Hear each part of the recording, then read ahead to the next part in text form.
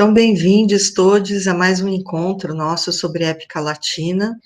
Esse é o nosso encontro de número 5, em que vamos estudar o livro 4 da Eneida, que é a obra que é central aqui para o nosso curso e para as sessões do Clube de Leitura Ler o Mundo Antigo, que acontecem, digamos assim, simultaneamente. O livro 4 da Eneida é o mais famoso de todos os 12 livros que compõem a obra de Virgílio.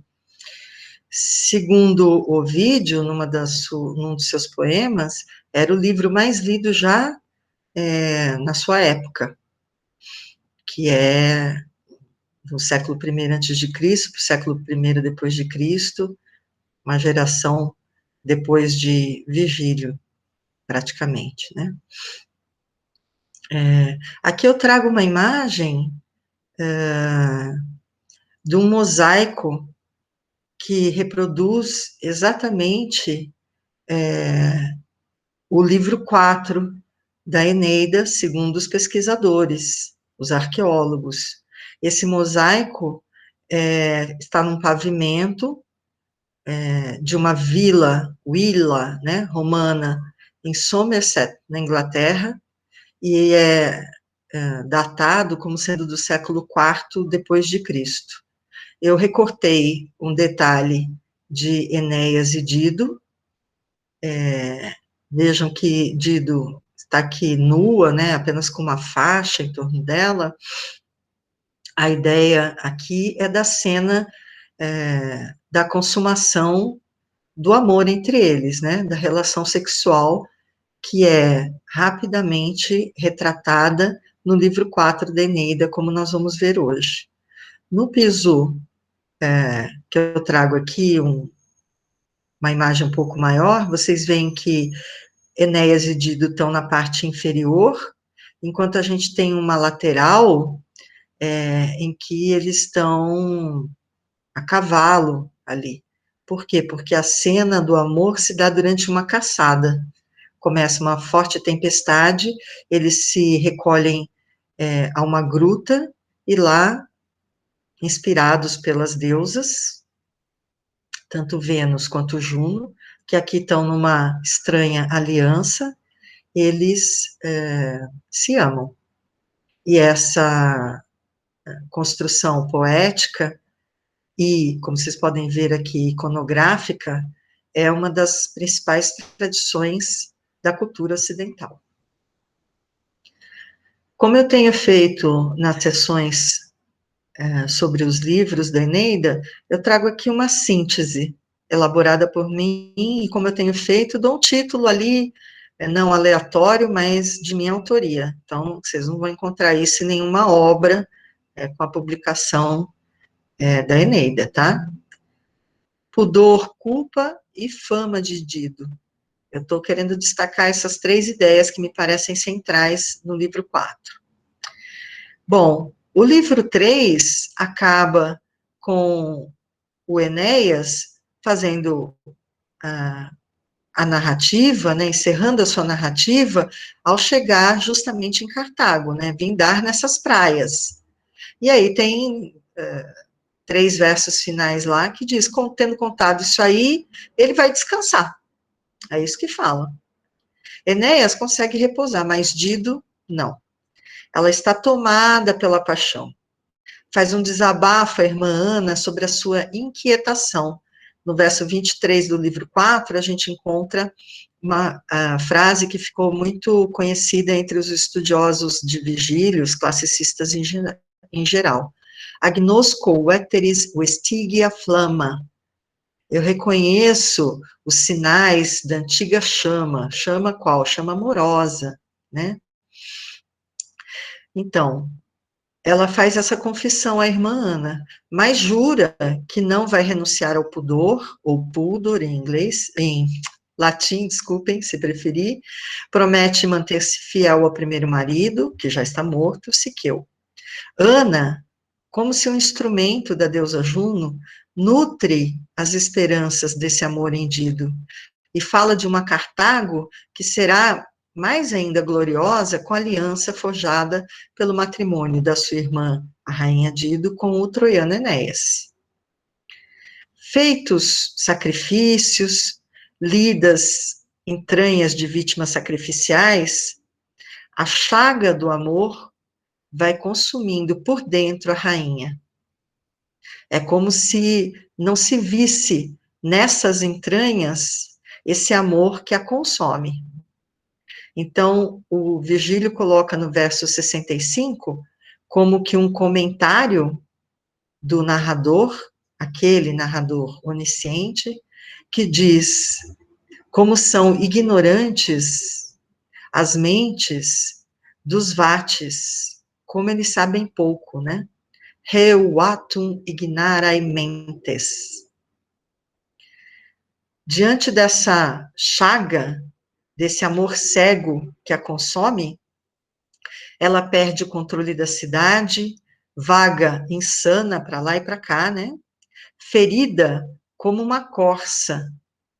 E aí é um símile que aparece no livro 4 da Eneida. Enquanto ela vaga, anda para lá e para cá, as obras de Cartago, aquelas que estavam sendo erigidas como se fosse uma colmeia, né, alvoroçada, essas obras ficam paralisadas, param. Na sequência, diante desse cenário, há uma conferência, um encontro, um diálogo entre Juno e Vênus.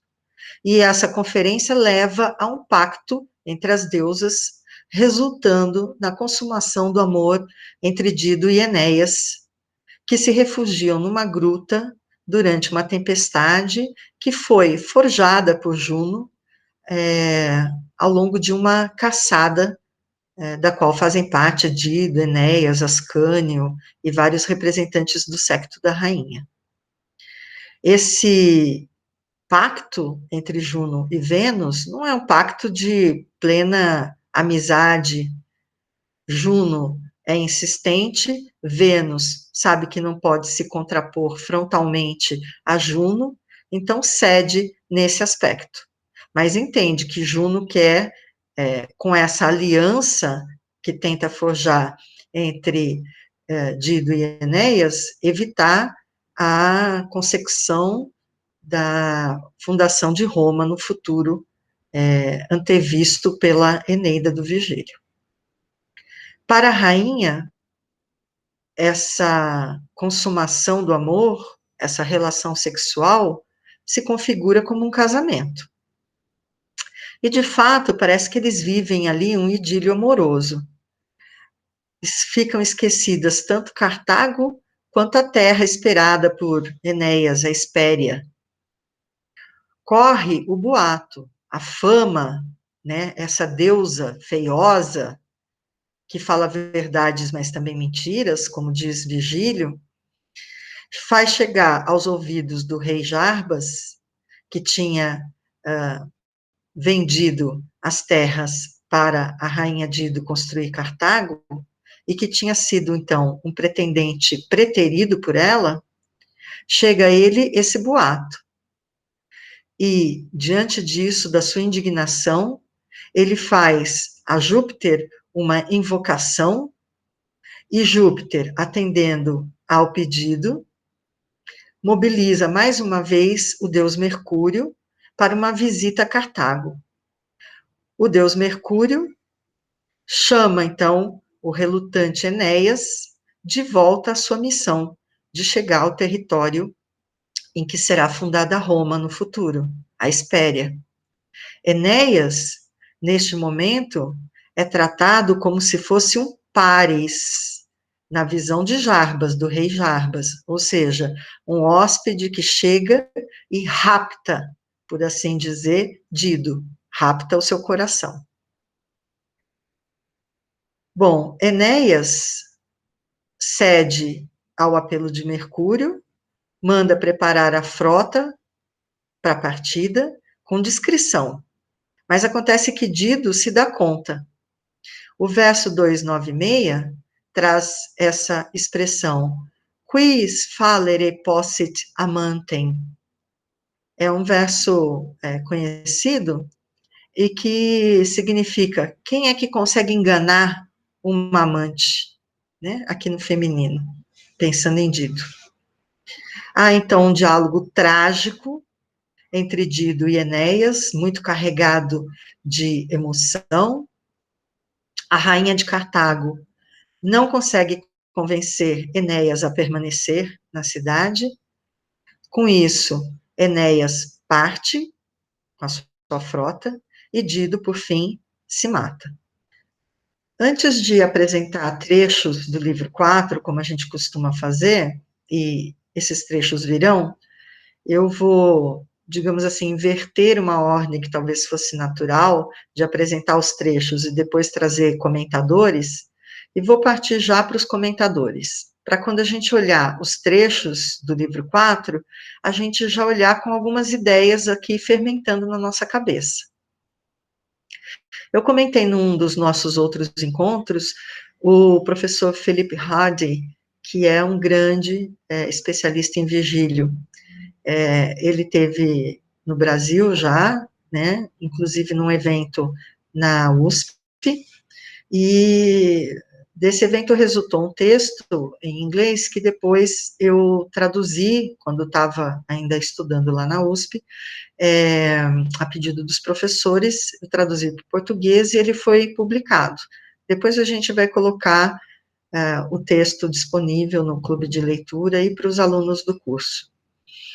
Eu peguei alguns trechos, talvez eles não façam muito sentido, assim, soltos, mas eu vou tentar alinhavá-los, né, porque o texto tem 16 páginas, é bastante longo, não daria para a gente ficar trabalhando ele aqui.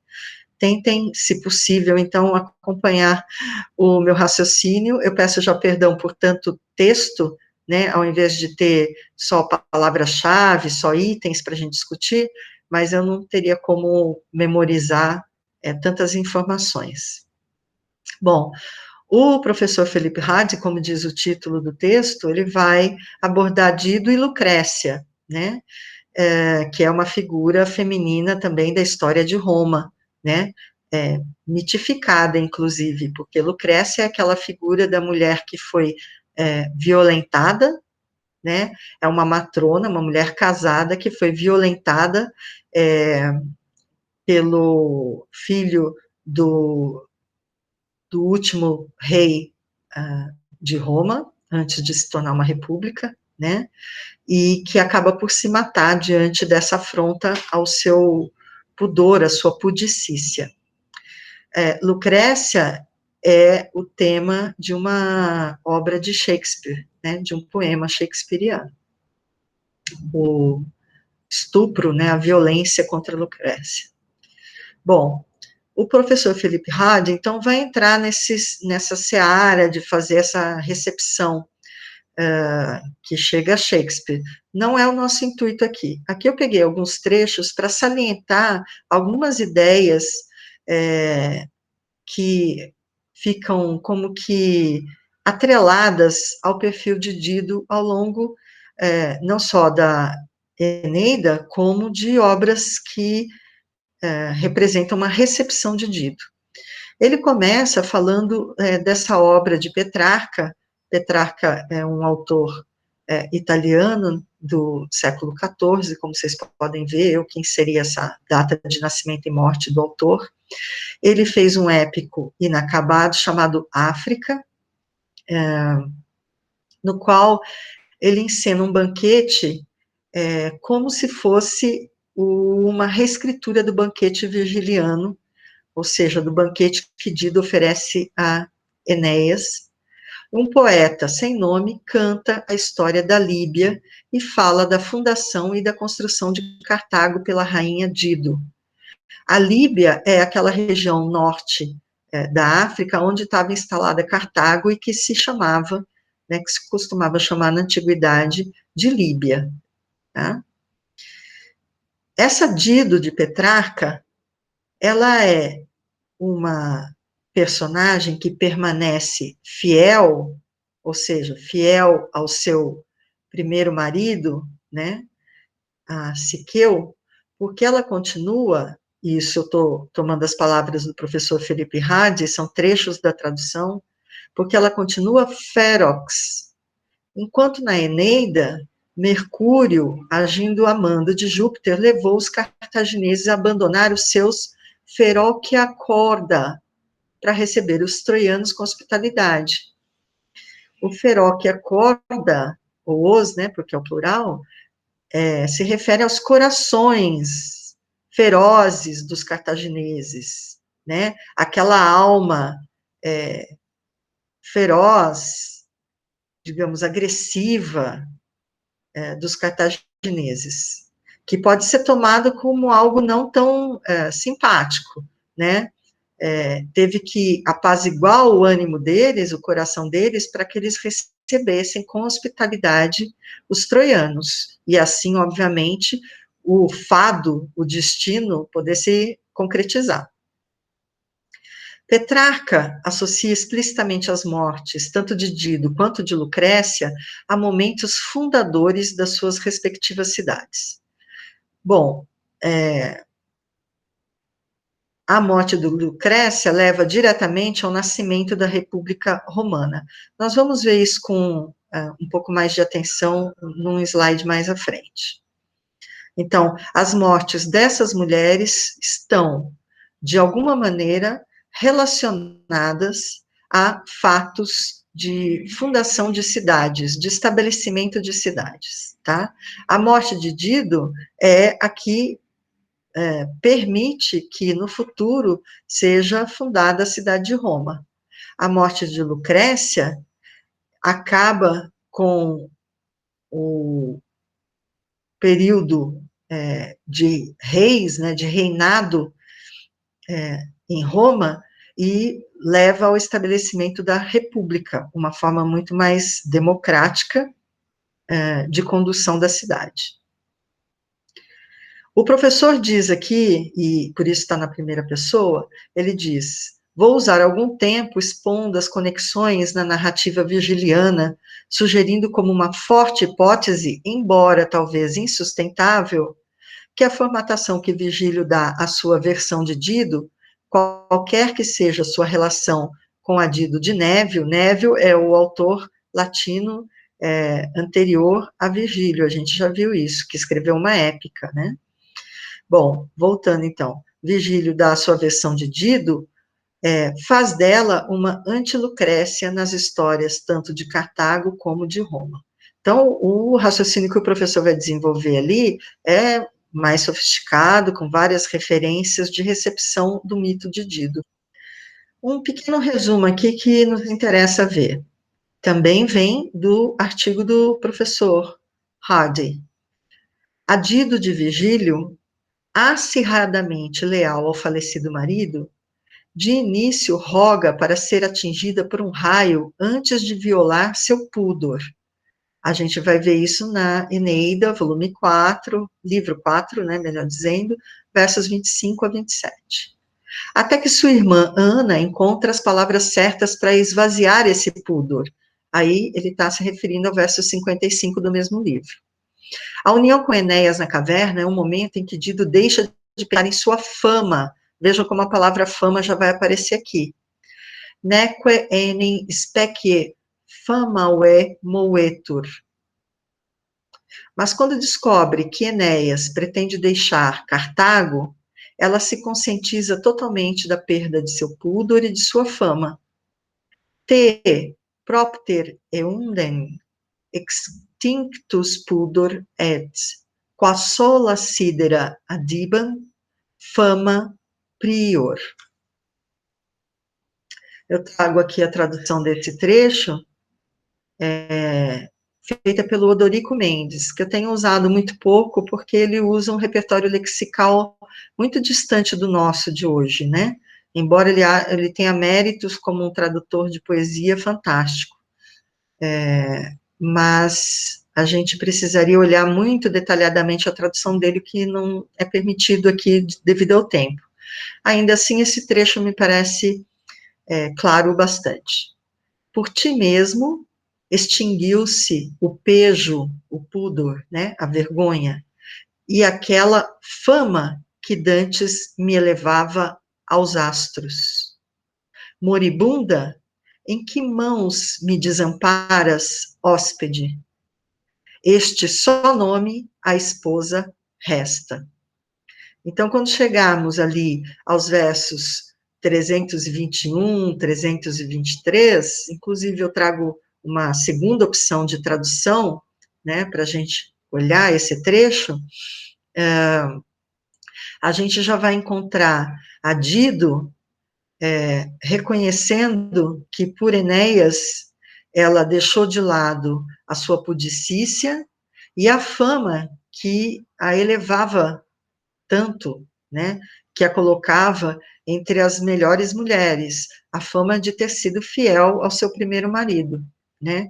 A cultura da antiguidade, em geral, não levava muito bem a ideia de casar-se em segundas núpcias, né. É uma discussão de caráter antropológico que eu não tenho condições de desenvolver aqui. De qualquer forma, isso de alguma maneira está retratado aqui. Não que não ocorressem outros matrimônios, não é isso que eu estou falando. Só estou dizendo que a matrona ideal, né, seria aquela fidelíssima ao seu primeiro e talvez único marido. O caso de Lucrécia. Vejam a relação aqui entre a ideia de hóspede e marido, né? Então, agora, diante de estar sendo abandonada, só lhe resta a ela, que se julga uma esposa, chamá-lo de hóspede, e não de marido. Né?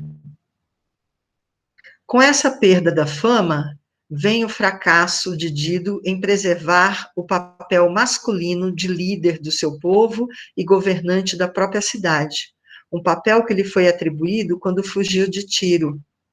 Dux femina facti, como Vênus surpreendentemente coloca na Eneida, livro 1, verso 364. Dux é uma palavra costumeiramente aplicada aos homens. Nós mesmos aqui, nos nossos encontros, já vimos, né, essa referência a Dido como uma generala, digamos assim, né, como a líder de um feito, né. Na versão de Virgílio, por meio da sincronização das histórias de Enéas e Dido, a fundação e o futuro sucesso ou fracasso de Cartago estão atrelados à futura fundação e história de outra cidade, Roma. A união de Dido a Enéas é uma ameaça não apenas à independência de uma comunidade governada pelo exilado troiano, mas à possibilidade mesma de fundação da cidade de Roma pelos descendentes de Enéas. A morte de Dido, um tipo de resgate, aos olhos dela, de sua fama e seu pudor, não leva à refundação de sua própria cidade, mas aniquila por completo uma relação que poderia ter se interposto à fundação de Roma. Com seu suicídio, ela encena um casamento funeral que inviabiliza uma nova geração. Então, aqui, o papel dessa morte voluntária de Dido, né, do suicídio de Dido, é garantir a sequência dos fatos dentro dos fados previstos para Enéas e sua descendência, que levará à fundação de Roma. Então, esse funeral é um casamento, né, desfeito, que inviabiliza aquilo que Ana, instigada por Juno, segundo nos parece, tentava forjar para Cartago, ou seja, uma nova geração que unisse os cartagineses, os fenícios, aos troianos. Aqui eu vou trazer mais duas fontes que tratam da recepção do mito de Dido, né? Na obra Death in Ancient Rome, Catherine Edwards, que é a autora, uma classicista muito renomada, faz uma associação entre 3 suicídios, o de Lucrécia, o de Dido e o de Cleópatra. E ela diz que essas 3 mortes assinalam 3 momentos-chave na história romana. Ou seja, a fundação da comunidade proto-romana, e talvez eu devesse ter colocado Dido ali na frente, né? Depois, Lucrécia, a fundação da República Romana, e, por fim, a morte de Cleópatra leva, finalmente, à vitória de Otaviano e, por fim, ao Principado de Augusto. Então, me parece bastante razoável enxergar na tradição da literatura ocidental e a partir da literatura da Roma Antiga, essas correlações, né, com a história de Roma e do Império Romano. Por que, né, uma associação entre Dido e Cleópatra? Há alguns trabalhos, né, vários estudos sobre o tema. Eu recomendei para a nossa turma aqui na UF a leitura de algumas páginas do livro A Companion to Women in the Ancient World. E nesse slide especificamente, eu estou separando só 2 parágrafos, muito modestamente, do texto de Sharon James, Virgil's Dido, né? Está em inglês, não me deu o trabalho de traduzir, peço desculpas, mas a gente pode fazer um trabalho aqui conjunto de leitura, né? Aqui, a Sharon James diz que a rainha de Cartago, né, Dido, ela desempenha, digamos assim, 3 papéis simultaneamente, né? Ela é um hold-up, é uma forma de atrasar, né? Uma coisa que emperra a viagem de Enéas para a Itália. Ela é também a governante dos cartagineses, que foram conquistados quase 200 anos antes de Virgílio começar a Eneida, e ela faz também, na obra de Virgílio, né, o papel da Cleópatra, que tinha sido recentemente derrotada, rainha do Egito, que tinha sido recentemente derrotada por Otaviano, e que reaparece na poesia romana do período como um enigma, né, conceitual, que não pode ser resolvido. Ou seja, o tratamento dado à personagem Cleópatra, essa histórica, mas com uma forte carga mítica, devemos dizer, né, ao longo da formação da literatura ocidental, bom, e não só da literatura, né, da cinematografia também, eu diria, né, da iconografia em termos gerais, né. Voltando, então, essa Cleópatra é um enigma para esses homens romanos, né, para a elite masculina romana, é um enigma. Ela vai ser abordada em várias obras, muitas vezes não é mencionada pelo nome, né, só sabe-se que a referência é feita a Cleópatra pela forma da escrita, pela maneira de escrever, mas nem sempre é dito o nome dela, inclusive. Bom, Cleópatra, segue a Sharon James, né, conquistou e teve filhos com 2 dos maiores líderes de Roma, Júlio César e Marco Antônio. Tal como Dido, ela era uma rainha, Regina, né, que foi governada, que foi, de alguma maneira, domada, talvez, por uma paixão enlouquecedora, um furor, né? Isso é Horácio na Ode, que está referida aí, inclusive, os versos. E uma mulher corajosa o suficiente para tirar a própria vida ao reconhecer que tinha perdido tudo. De novo, temos a ode de Horácio. Ela governou uma nação poderosa e representou uma ameaça a Roma, tanto por meios militares como políticos, além do seu apelo sexual. Essa confusão, né, esse enigma conceitual que ela representava para essa elite romana, teve o seu ápice na frase que é um oxímoro, ou oxímoro, se preferirem, Meretrix Regina, que é a rainha meretriz, né? E isso consta de Propércio. Um marcador da instabilidade que envolve a categoria de uma rainha que é ativa sexualmente fora do seu casamento. Então, se esses 2 modestos parágrafos que eu tirei do texto são claros o suficiente, a gente pode ver aqui traços muito similares entre uma interpretação que era feita sobre Cleópatra e certos traços que são atribuídos a Dido na Eneida de Virgílio.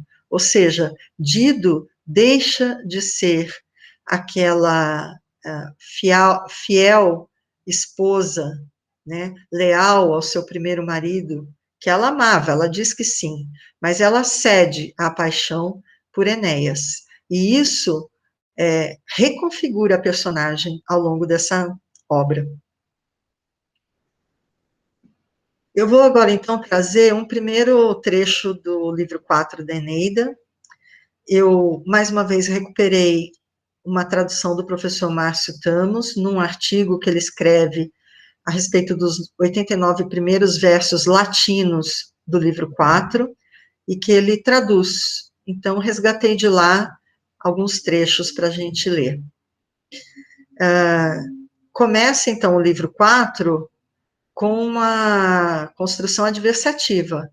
Mas a rainha, há muito já ferida, nas veias nutre a chaga da paixão, e ardendo em fogo cego, se corrói. Do herói o alto valor e a altiva estirpe voltam-lhe à mente. Impressos tem no peito o semblante e as palavras, e a inquietude, repouso em paz ao corpo, não permite. Vou aproveitar que eu recortei, excluí alguns versos, né, que vem na sequência, para fazer um comentário. Vejam, aí é o narrador falando. Ele inicia o livro, que faz total conexão com o último verso do livro 3, como eu já falei. Eu quero salientar 2 questões aqui. Uma das questões é o semblante, na verdade, acho que é uma questão que envolve 2 termos, o semblante e as palavras, ou seja, o que a cativou, o que a ensandeceu de amor? O semblante, ele é belo, e isso faz muita diferença. E as palavras, o que ele narra, o que ele conta, é sedutor. Coloca Enéas como um herói, como diz ali antes, ó, de alto valor e estirpe, né? Ele não é um qualquer, ele é belo e é bravo, corajoso e sabe narrar muito bem, né? Uma das questões interessantes de pensar, por exemplo, em Shakespeare, quando eu penso nisso, é quando a gente pensa na peça Otelo. Otelo é um aventureiro e ele narra as suas aventuras e com isso se transforma num grande sedutor. Então, esse personagem masculino aventureiro, não pensem que é novidade, né? uma coisa que vem de muito tempo. E a sua habilidade em fazer uma bela narrativa é sedutora. Aí vem um trecho da fala de Dido, à sua irmã Ana. Reconheço os sinais da antiga chama, porém, que a terra abaixo dos meus pés se abra, ou que o Pai onipotente às sombras, às frias sombras do Érebo, e a noite profunda me despache com seu raio antes, pudor, que eu possa te ofender ou que venha a quebrar as regras tuas. Então, Dido já se vê enlevada por Enéas, mas até esse momento ela ainda está renitente. Ela diz: pode ser, aconteça o que for, que um raio caia sobre minha cabeça antes de eu ceder, né, a esse homem, antes que eu deixe de lado a minha pudicícia. Só que Ana, a irmã, que até onde se lê, não tem má intenção, ama a rainha Dido, vem com uma palavra que vai em outro sentido. Ela alimenta, ela nutre as esperanças de Dido. Um trecho do que ela fala. Pelo auspício dos deuses, acredito, e com a ajuda de Juno, foi que as quilhas ilíacas com o vento aqui chegaram. Que cidade, que reino, irmã, verás surgir desta união? Com o auxílio teucro nas armas, a que alturas se erguerá a glória púnica com tantos feitos? Apenas pede aos deuses permissão e, os sacrifícios sendo favoráveis, tu, na hospitalidade, te desdobra e causas de demora tece, enquanto o inverno e Órion chuvoso o mar encrespam e açoitam os navios, enquanto, enfim, o firmamento mostra-se intratável. Na sequência, eu tirei também mais alguns trechos que acho que vale a pena a gente ler. Ainda na tradução do professor Márcio Tamos, no referido artigo. A infeliz Dido abrasa-se e vagueia pela cidade inteira, enlouquecida, tal qual a corça incauta, malferida, de longe pela flecha do pastor, que nos bosques de Creta a perseguia, e sem saber, cravou-lhe o ferro alado. Na fuga, ela percorre a selva e os saltos de Cteus, seta letal no flanco leva. Agora, ela conduz consigo Enéas pelas muralhas, mostra-lhe as riquezas sidônias e a cidade preparada. Vai dizer algo e se detém no meio. Agora ela deseja, ao fim do dia, festim igual e pede para ouvir de novo os casos de Ílion e, insensata, pende outra vez dos lábios que relatam.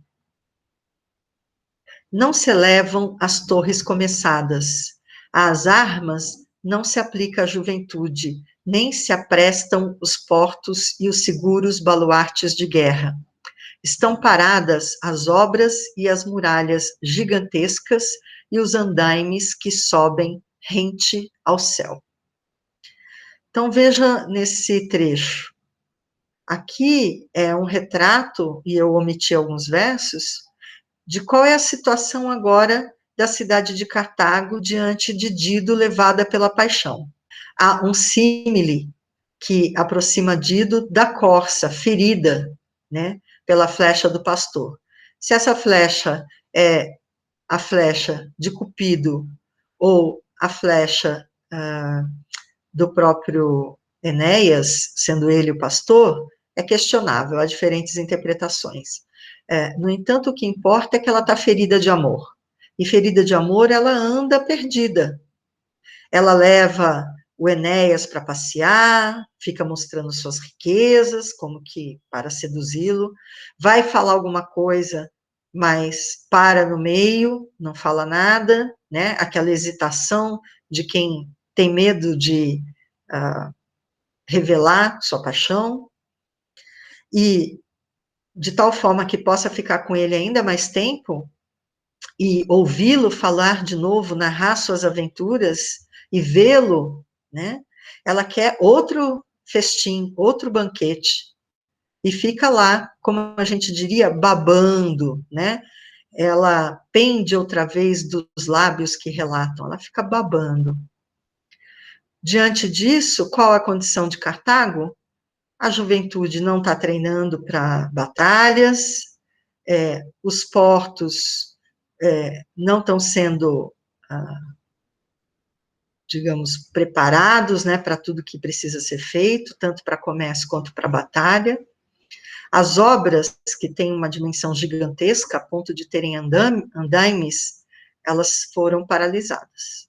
Então, cai a cidade na prostração junto com a sua rainha, malfadada pelo amor. Eu trago agora na tradução do Barreto Feio, também decassilábica, como a do professor Márcio Tamos, o trecho breve em que ocorre o enlace amoroso entre Enéas e Dido. Dentro da mesma gruta se recolhem Dido e o troiano capitão. A terra logo e a prónuba Juno o sinal deram. Relâmpagos arderam. Do consórcio foi testemunho o ar, e no mais alto cume dos montes as ninfas ulularam. Este, o primeiro dia, foi de morte. Causa primeira foi dos males todos. De ocultar seu amor, já não cogita a malfadada Elisa. Casamento lhe chama, e com tal nome a culpa encobre. Então, já tínhamos visto as palavras fama e pudor, agora eu trago a palavra culpa. Ou seja, se ela deixou a sua pudicícia de lado e manteve uma relação sexual com Enéas dentro da gruta durante a tempestade provocada por Juno, né? Ela, para amenizar essa culpa, ou encobri-la totalmente, passa a entender que aquela relação sexual oficializa um laço matrimonial. Aqui eu trago uma imagem, né, uma iconografia que eu achei bastante curiosa para ilustrar essa ocorrência. Há muitas na internet, tá? Mas essa aqui vem de um manuscrito, né, do século V, já para o final, né, tardio, né, em que se vê, vejam se vocês conseguem me acompanhar, em que se vê Dido e Enéas no que seria a gruta, certo? Então, esse invólucro aqui, né, seria a gruta.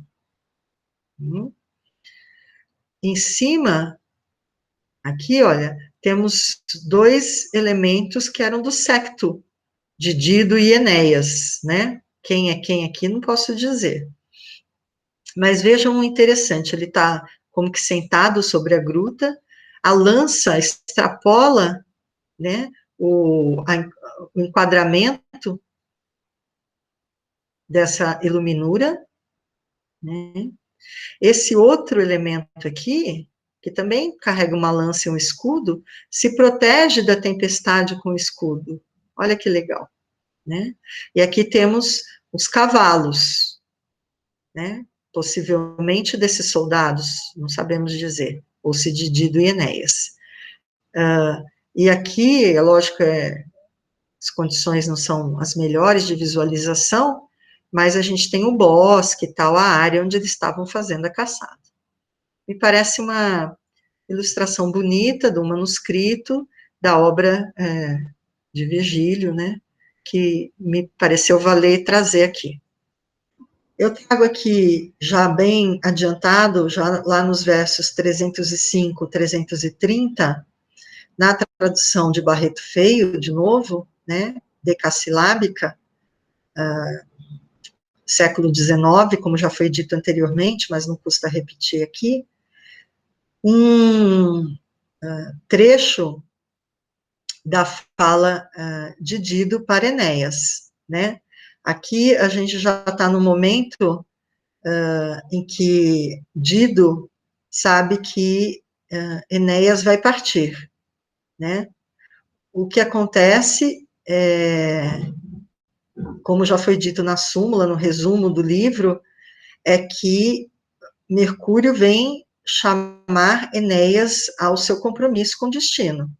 E Enéas cede a isso, ele diz sim, né, farei isso, vou chamar a frota imediatamente. Mas ele quer fazer isso de maneira discreta, porque ele ainda pretende falar com Dido a respeito do assunto, né? Não é que ele quer sair fugido, até onde a gente pode entender do texto de Virgílio. No entanto, não se pode enganar uma amante, como a gente já viu o verso, né? E Dido rapidamente se apercebe do movimento que está acontecendo de preparação, ou dos preparativos para a partida da frota troiana. E ela diz assim: tamanho crime, ó pérfido, esperaste poder dissimular e às escondidas de meus reinos fugir? Nem o amor nosso, nem a mão que me deste, nem a triste Dido que vai morrer de crua morte te detém? Antes mesmo da invernosa quadra, as naus aparelhas e te apressas a ir por esse alto mar, na maior fúria dos aquilões? Cruel! Se estranhas terras e ignota habitação não procurasses, mas Troia ainda existisse, a Troia irias com mar tão proceloso? Acaso foges de mim? Por estas lágrimas, por esta destra tua, pois que desventurada eu nada reservei para mim mesma. Pelos sagrados laços que nos unem, pelo nosso Himeneu ainda recente, se algum favor de ti é imerecido, ou se houve cousa em mim que te agradasse, desta casa a cair te compadece. Deixa esse pensamento, eu te suplico, se é que ainda tem lugar as preces minhas. Por teu respeito, os povos africanos e os tiranos dos nômades me odeiam. Dos tírios, na aversão tenho incorrido. Por teu respeito, a pudicícia e a fama perdi, que aos céus me erguia. Moribunda, a quem me deixas, hóspede? Este nome é o que ora somente dar eu posso àquele a quem já dei o de consorte. Começando pelo fim do trecho, vamos observar que aqui ocorre, na versão de Barreto Feio agora, o trecho que eu já tinha apresentado na versão do Odorico Mendes, né? Ela diz, por teu respeito, a pudicícia e a fama perdi, que aos céus me erguia. A fama que aos céus me erguia, eu perdi, né? Moribunda, a quem me deixas, hóspede, né? Ela o trata por hóspede. É a única forma de tratamento possível agora, sendo que antes ela o chamava, o considerava consorte, ou seja, marido, esposo. É uma mudança de humor, né, bastante acentuada. Essa mudança de humor pode ser percebida com aquele vocativo ali, ó pérfido. Aqui, também eu acho que é o caso de realçar como ela está indignada, que ele sai assim, correndo às pressas, não só escondido, mas às pressas. E ela fala, as condições do alto mar, a fúria dos ventos, né, os aquilões, né, por que tem que sair assim, correndo com o mar tão proceloso, procela, tempestade em alto mar, né? Tá fugindo é de mim, né? Lembrem-se que Ana vai fazer a menção, e eu trouxe esse trecho, né, nos slides anteriores, vai fazer a menção a isso, a falar assim, olha, se os deuses forem favoráveis, o que você tem que fazer é segurar ele aqui enquanto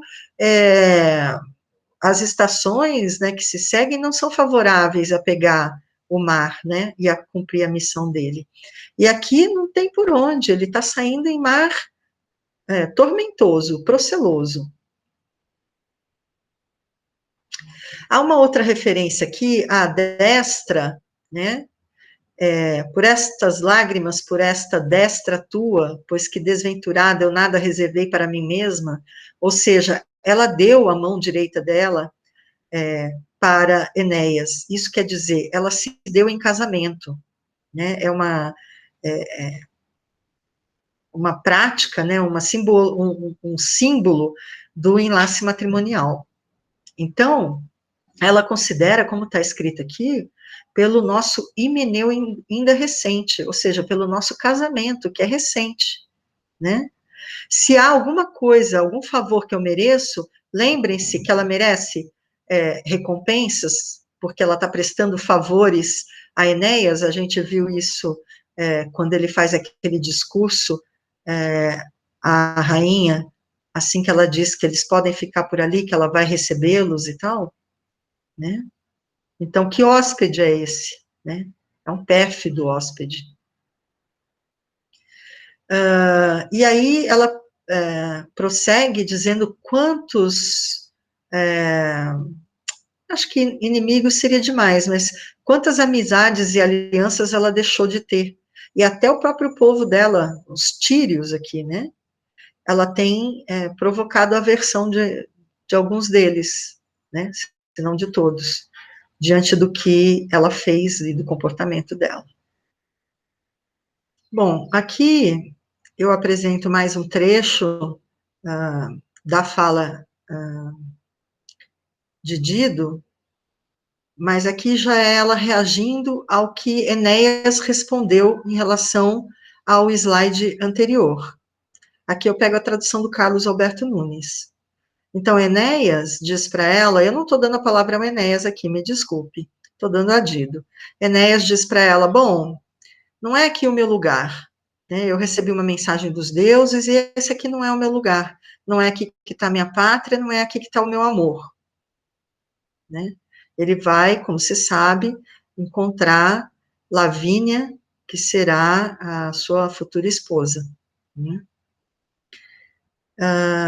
Dido, então, reage, e na tradução do Carlos Alberto Nunes diz, vai, segue os ventos da Itália, procura teus reinos nas ondas. Se os justos deuses nos ouvem, espero que um dia as dê a morte nas duras rochas sorver e que o nome de Dido 1000 vezes invocarás.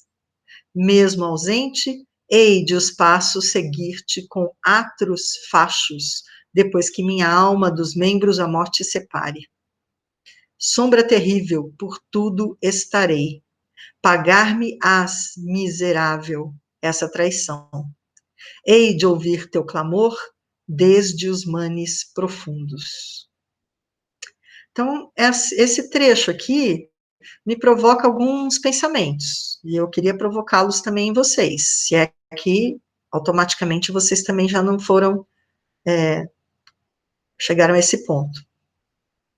Uma das coisas lembram-se de Creusa?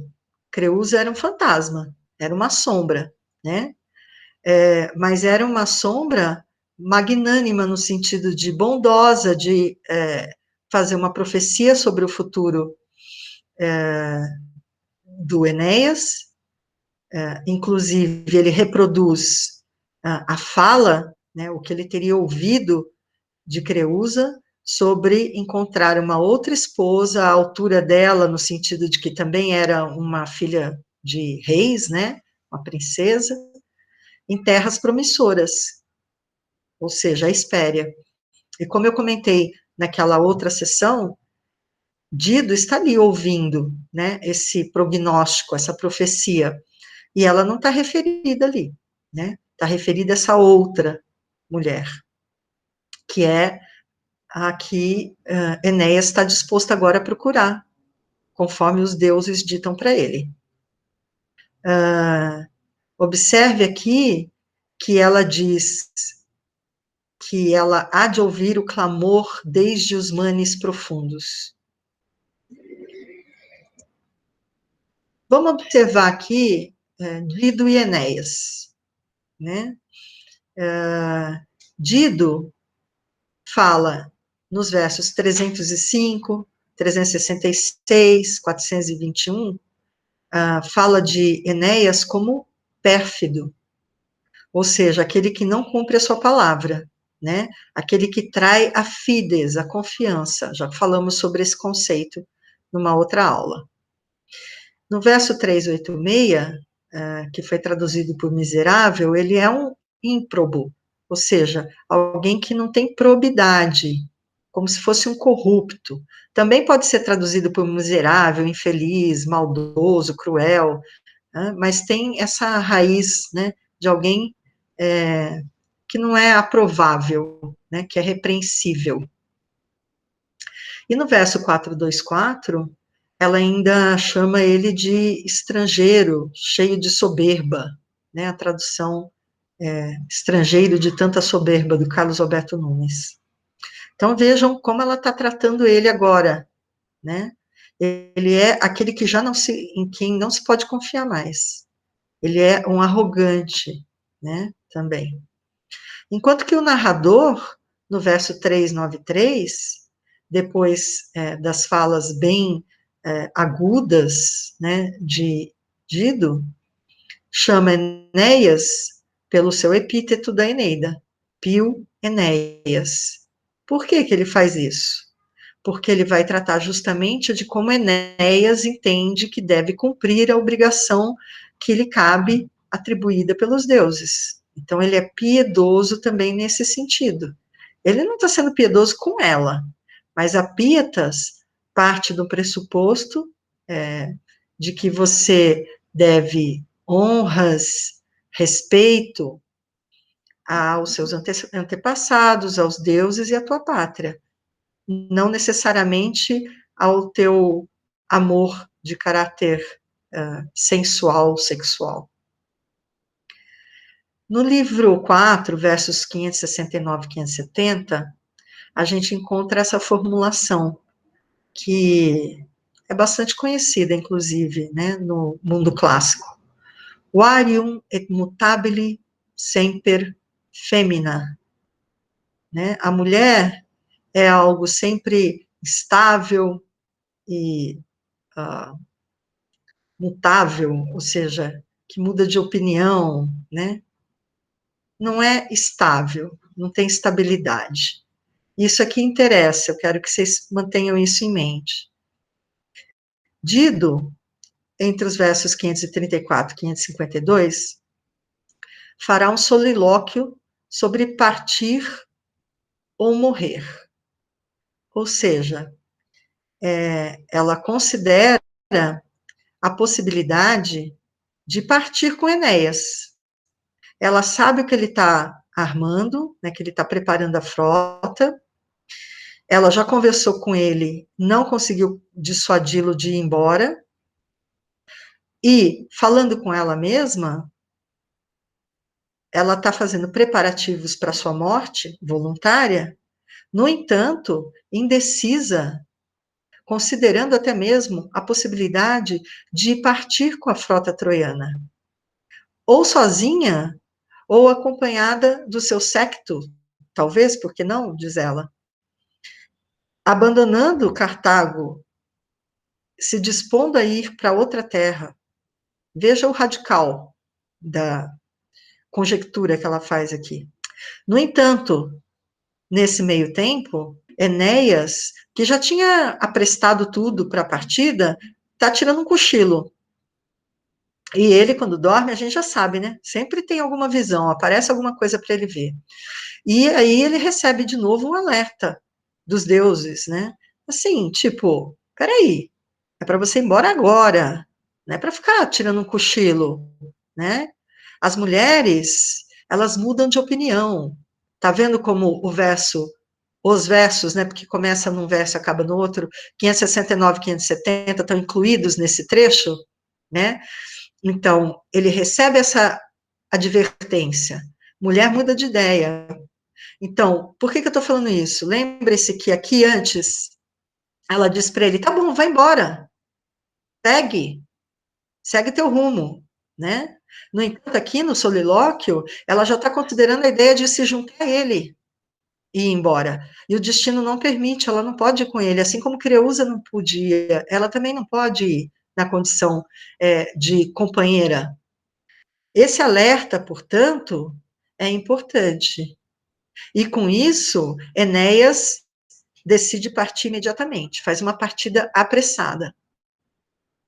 Na sequência, eu pulei uns poucos versos ali, mas logo na sequência, acontece um outro solilóquio de Dido. Aí ela está totalmente indignada, porque ela não teve nem a chance de tentar, talvez, executar aquela possibilidade de partir com ele. Ele já deu velas, né? Ele já foi embora, já partiu a frota já está a caminho da Hespéria. Portanto, ela fica na mão duplamente, né?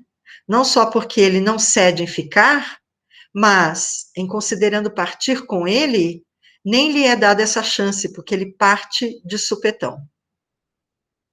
E aí ela faz uma invocação aos deuses, né? Lista Juno, Hécate. Então ela vai fazer uma invocação aos deuses pela sua vingança. Ela quer ser vingada. Eu peguei a tradução do Carlos Alberto Nunes nesse trecho. Então, ela faz a invocação nos versos anteriores, e eu resolvi pegar esse pequeno trecho. É o que vos peço, com o sangue vos lanço este apelo supremo. Tírios, vosso ódio infinito em seu filho e nos seus descendentes extravasai. É o que esperam de vós, minhas cinzas ardentes. Nenhuma aliança jamais aproxime os dois povos inimigos.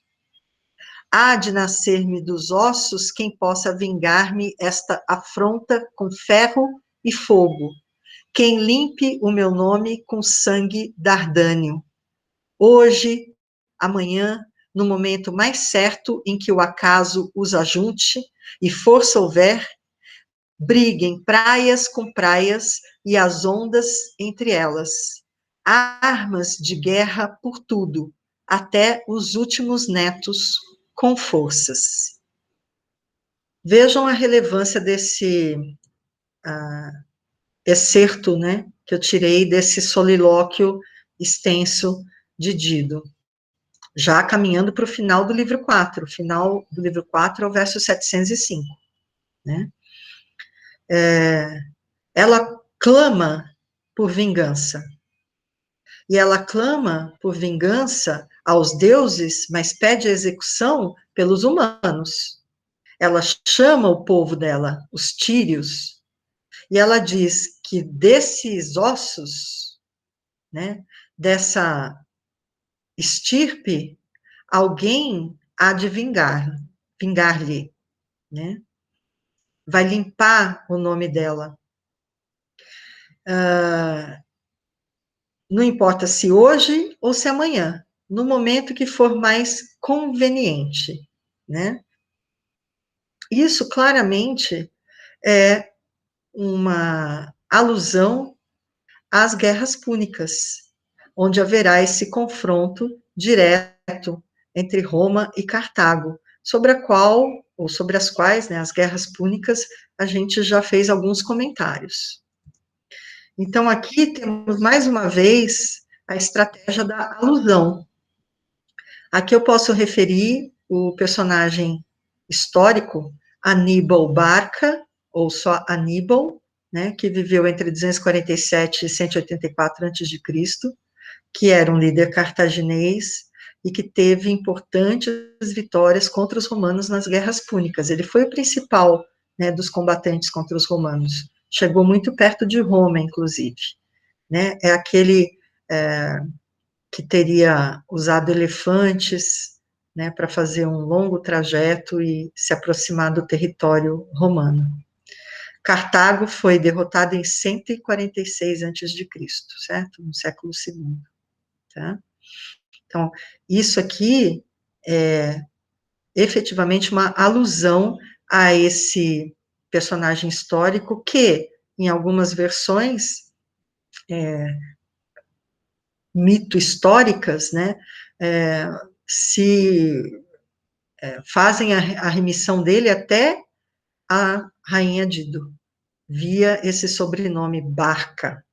Caminhando para o final do nosso encontro, eu queria aqui destacar algumas ideias que são apresentadas pelo professor João Ângelo Oliva Neto, nas notas que ele insere na edição da Eneida, traduzida pelo Carlos Alberto Nunes e publicada pela editora 34.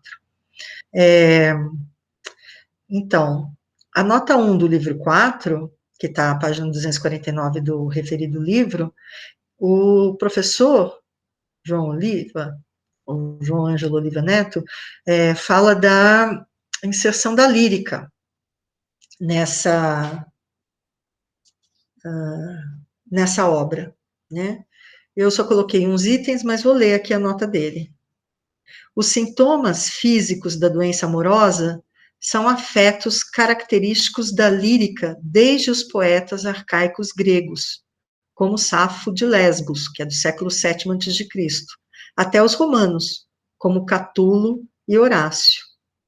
Aí, se pautando pela tradução do Carlos Alberto Nunes, ele cita algumas palavras. Os termos ferida, veias, chaga, braseiro, peito, cuidados, aliados à insônia de Dido, marcam a primeira inserção lírica no livro. Acho que é bem claro o texto, né? Então, a gente vai ver que o livro 4, ele tem, ele está dentro de uma épica, poema épico. No entanto, ele é marcado acentuadamente, né, por inserções líricas, elegíacas, trágicas, que é isso que eu estou tentando sumarizar nesse slide. Nessa mesma página, o João Ângelo, na nota 2, fala de tópicos da lírica. Ele diz: o deslumbramento com a beleza do amado e sua comparação com os deuses são igualmente tópicos da lírica desde os poetas arcaicos. Então, eu salientei, né, o comentário de Dido a respeito do semblante, da beleza de Enéas. E isso acontece em outras passagens, além daquela que eu mencionei inicialmente. Já mais para frente, na página 271 do livro, há um comentário na nota 53 sobre a elegia.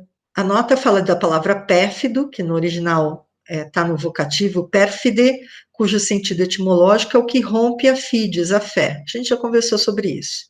Para Dido, Enéas rompeu a palavra dada.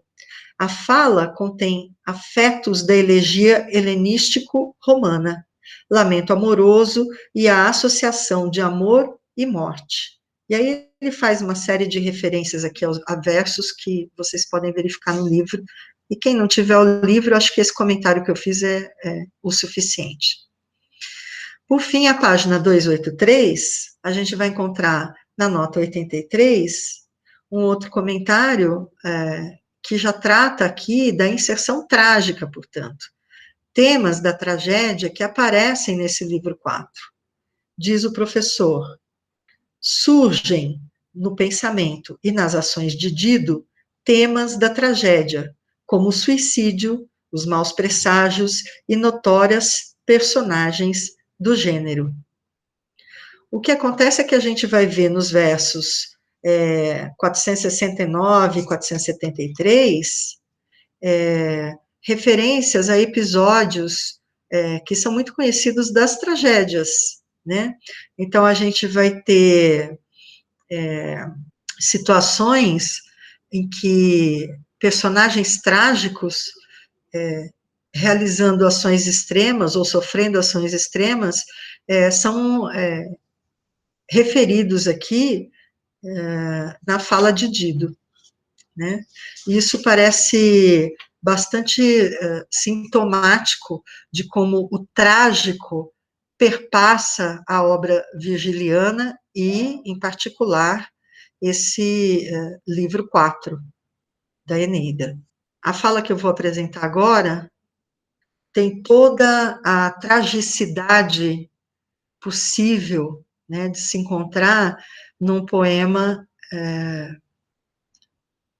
como este, né, que se apresenta como um épico, no entanto, marcado, como eu disse desde o nosso primeiro encontro, por tantas falas, entre aspas, né, tanto discurso direto, que dá uma forte carga dramática. Eu escolhi, então, esses versos na tradução do Barreto Feio. Morrerei sem vingar-me? Sim, morramos. Quero assim, mesmo assim, descer aos manes. Veja lá do alto pélago este fogo, com seus olhos o dárdano, e o presságio do meu trágico fim, leve consigo. Eu acho que é de um índice de tragicidade essa fala, que antecede ainda a própria morte de Dido, como é óbvio, né? Mas é um grau máximo, né, de tragicidade. Ela espera que esse seu futuro inimigo, pensando na oposição entre Roma e Cartago, veja lá do alto mar a chama, ou melhor ainda, né, a fumaça, eu diria, que sai da pira funerária, nesse caso, que ela acende para consumar a própria morte. Para finalizar o encontro, eu vou só pegar os últimos versos, eu não fiz um slide para isso, acho que não é necessário, mas eu vou pegar os últimos versos na tradução do Carlos Alberto Nunes, só para a gente encerrar com uma leitura apropriada, né?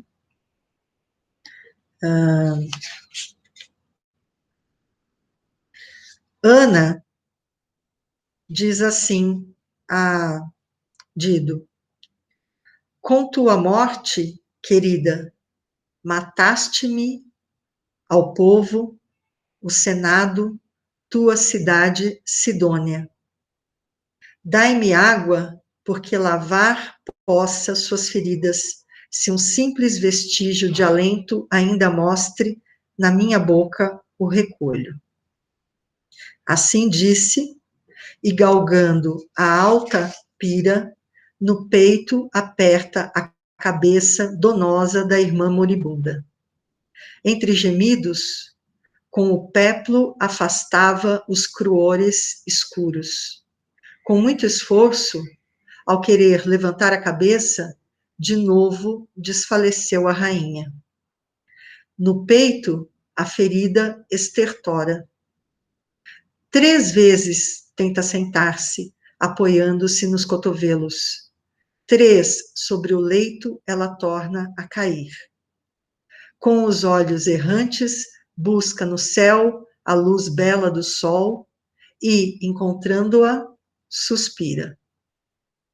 Foi quando Juno potente, apiedada da longa agonia, da sua morte penosa, a íris rápida enviou do alto Olimpo para soltar aquela alma do nexo pesado dos membros, visto não ser decorrente este exídio do fado ou de culpa muito pessoal. Prematura e de súbito acesso tomada, ainda Prosérpina não lhe cortara da fronte o cabelo louro, nem sua cabeça votara às deidades do inferno. Íris, então, orvalhadas as asas, no espaço desliza, sarapintadas as penas com o brilho do sol esplendente. sobre a cabeça de Dido detém-se. Cumprindo o mandado que recebi, te desligo do corpo e a Plutão vou levar-te. Assim falando, cortou com a direita o cabelo cor de ouro. Foi-se o calor e nas auras o espírito logo diluiu-se. E assim acaba a vida de Dido. E também o nosso encontro de hoje. Daqui a uma semana a gente vai falar então sobre o livro 5 da Eneida. Obrigada.